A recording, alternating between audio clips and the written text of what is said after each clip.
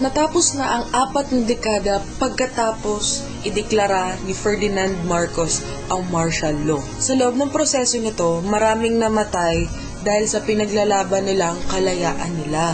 Habang yung mga nag-survive naman is nag-underwent sa torture and immense human rights violations. 40 years after ng martial law,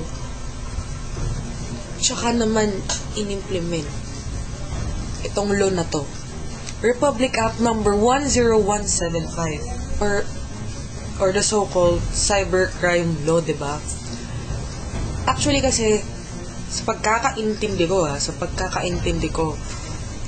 if you ever post something without quoting the actual author of that post, is pwede kang makasuhan na libel, ganyan, plagiarism, chorfee, ganyan. Tsaka, okay lang sana yung sa part na yun tsaka yung sa part na nagpo-protekta lang sila ng mga tao na nabubuli sa internet. It's against cyberbullying, something like that. Pero hindi naging maayos ang pagkakalagay nitong law na to dahil maraming loopholes lang yun. Nakakagulat lang na even liking, sharing, retweeting posts na may criticisms or let's say something na against sa government, pwede ka na nilang ikulong. Ay, martial law ba ulit to? Internet version ng martial law? Ako, sinasabi ko na to kasi baka mamaya bukas pakulong niyo ako, Pero, ang masasabi ko lang, guys, meron tayong right na sabihin kung ano yung nararamdaman natin, kung i-express natin yung bagay na gusto nating sabihin. Meron tayong karapatang gawin yun. Pero anong ginawa nila? Tinanggal na nila yung karapatan na yun. Guys, remember, in just a few hours, konting-konti na lang, internet freedom will be tested. We will be under an online martial law. Can you imagine that? Na hindi mo na masasabi kung ano yung gusto mo sabihin. Meron ka ng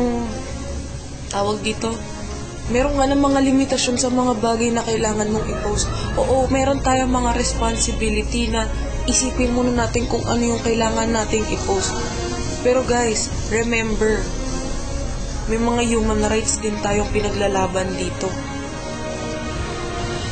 Ako bilang vlogger, kami, mga vlogger, let's say ako, si Elsie, syempre kami medyo na-insulto din kami kasi isa kami sa mga tao na naglalabas ng nararamdaman sa publiko through videos. So, the next time na meron kaming gustong sabihin, gustong ipalabas, ipaparating pa ba namin yun sa inyo? Hindi na.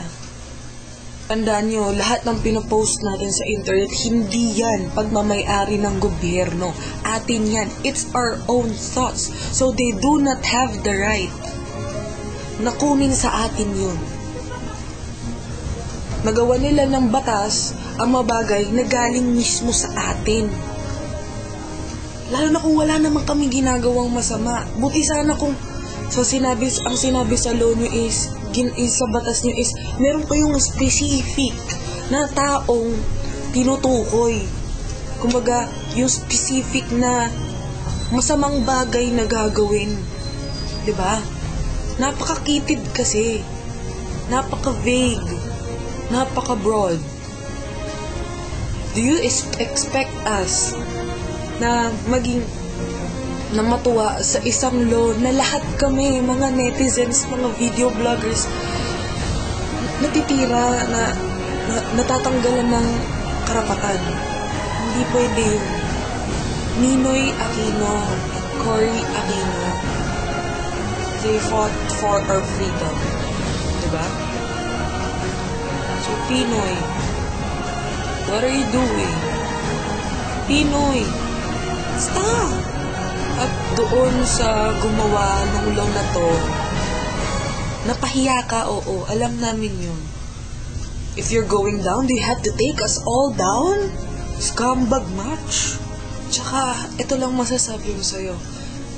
And masasabi namin sa'yo pala, you can't deprive people from the freedom of speech just because you can't handle such criticisms. Always remember that.